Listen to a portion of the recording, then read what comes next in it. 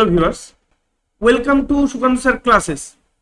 তো রাজ্যের group C এবং গ্রুপ ডি অর্থাৎ এসএসসি গ্রুপ সি এবং গ্রুপ ডি এর যে ভ্যাকান্সি সেটা কিন্তু অলরেডি গভর্নমেন্টের তরফ থেকে পাবলিশ করা হয়েছে। অ্যাপ্রক্স 10,000, ঠিক আছে, অ্যাপ্রক্স 10,000 কিন্তু ভ্যাকান্সি রয়েছে।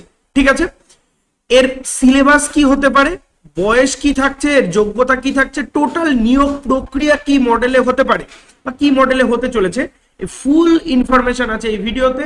তো স্কিপ না করে শেষ পর্যন্ত দেখো।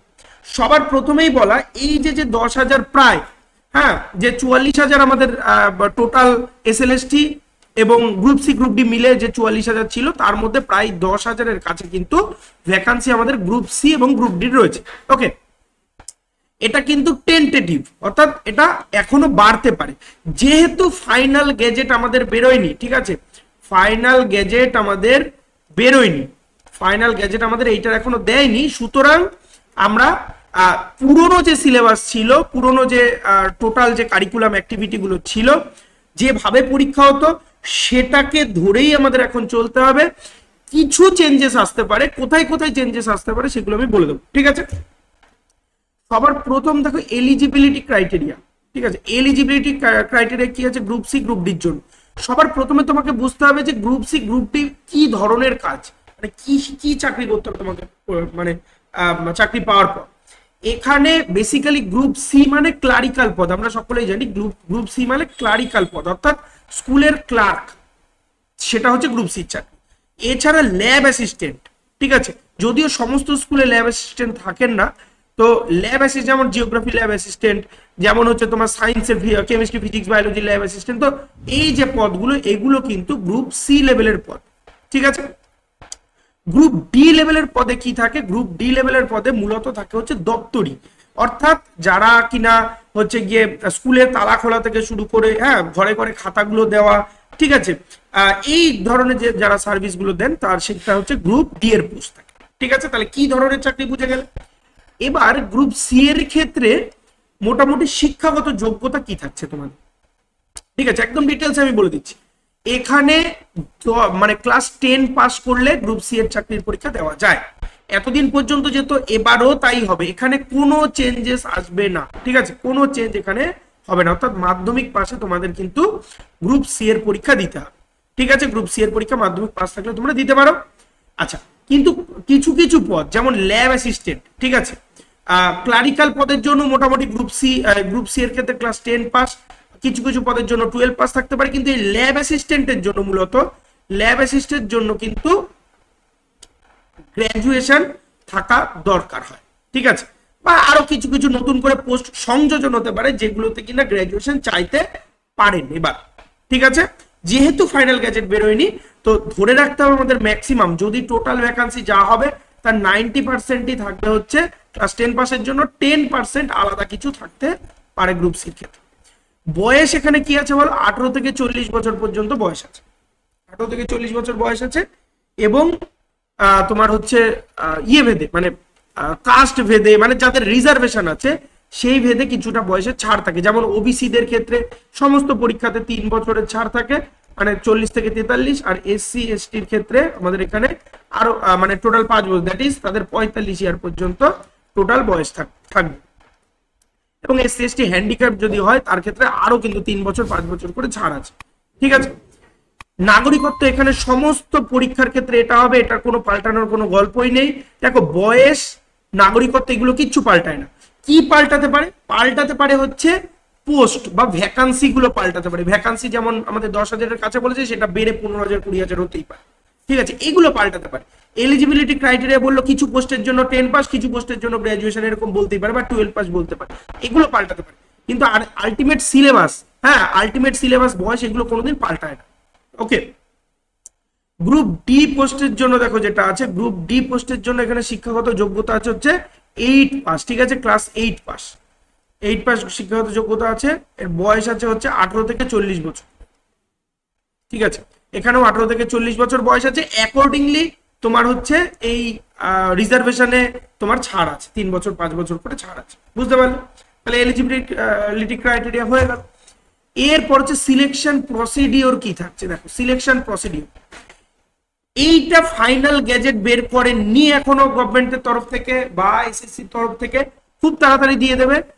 এবং আমাদের যেমন এসএলএসটি দিয়ে একদম, এসএলএসটির ক্ষেত্রে যেমন 100 নম্বরের পরীক্ষা, এখানে যেমন পরীক্ষাটা এতদিন পর্যন্ত ছিল বা টেন্টেটিভ যেটা হতে পারে সেটা দেখো, সেটা হচ্ছে যে 60 নম্বরের লিখিত পরীক্ষা আছে গ্রুপ সি এর ক্ষেত্রে, এখানে 60 নম্বরের 60খানা কোয়েশ্চেন থাকবে, টাইম থাকছে 1 আওয়ার, ঠিক আছে।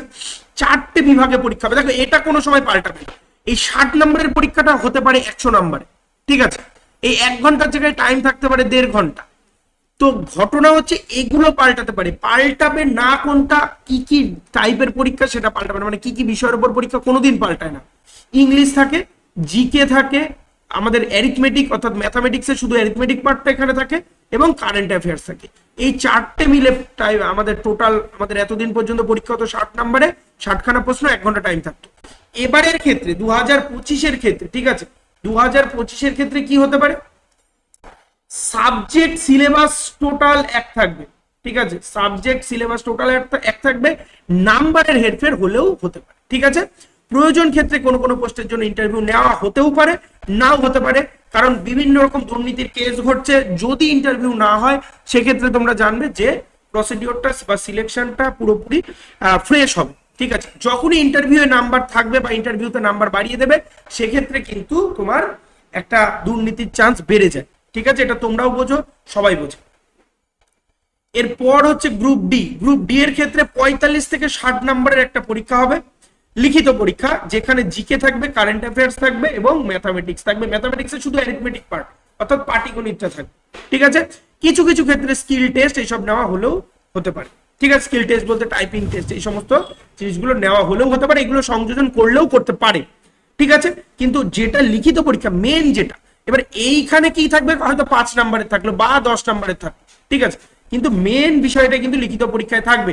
আর 10 বছর আগে সেই 2016 2014 যে লেভেলের প্রশ্ন হতো, এখন 2025 এসে কিন্তু সেই রকম প্রশ্ন আর হবে না, এটা তোমরা বুঝতে পারছো।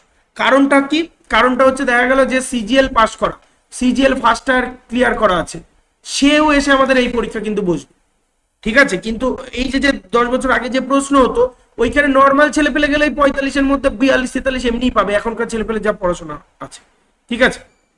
তো সেক্ষেত্রে পরীক্ষার লেভেল কিন্তু এরকম হবে না, সাবজেক্ট এটাই থাকবে, কোশ্চেনের লেভেল কিন্তু অনেকটাই উন্নত হবে, ওকে।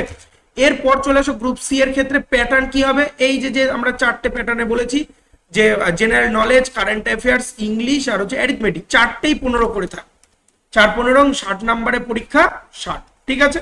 এই আমাদের এতদিন পর্যন্ত ছিল, এবারও আশা করা যায় এটাই হবে।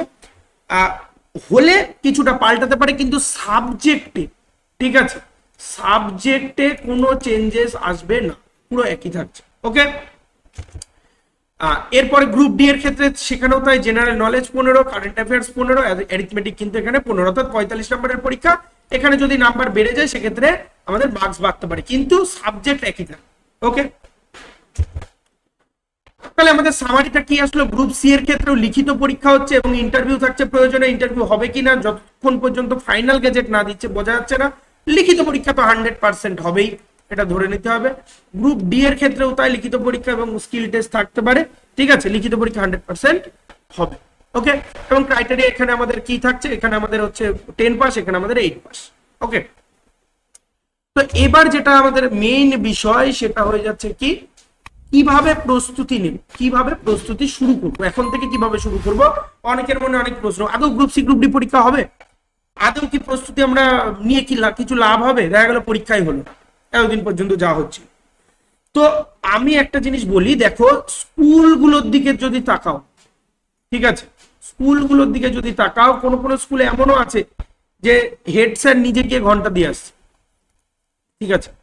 তো যেটা বিষয় সেটা হচ্ছে যে স্কুলগুলোর অবস্থা কিন্তু খুবই করুণ, যেমন এসএলএসটি টিচার নেই, যারা বাদ পড়লেন তাদের কোনো ফাইনাল কিছু বলেনি গভর্নমেন্টের, এসএসসির তরফ থেকে, গভর্নমেন্ট বলাটা ভুল, এসএসসির তরফ থেকে, যে যারা বাদ পড়েছে তারা কি স্কুলে যেতে পারবে না পারবে না, হ্যাঁ, যারা মানে চিহ্নিত নয়, ঠিক আছে, তারা কি করবেন, যেতে পারবেন না, শুধু কোর্টের থেকে বলে দিয়েছে যে এই বছরটা তারা মাইনেপত্র সব পাবেন, ঠিক আছে, অ্যাকর্ডিং টু গভর্নমেন্ট রুল।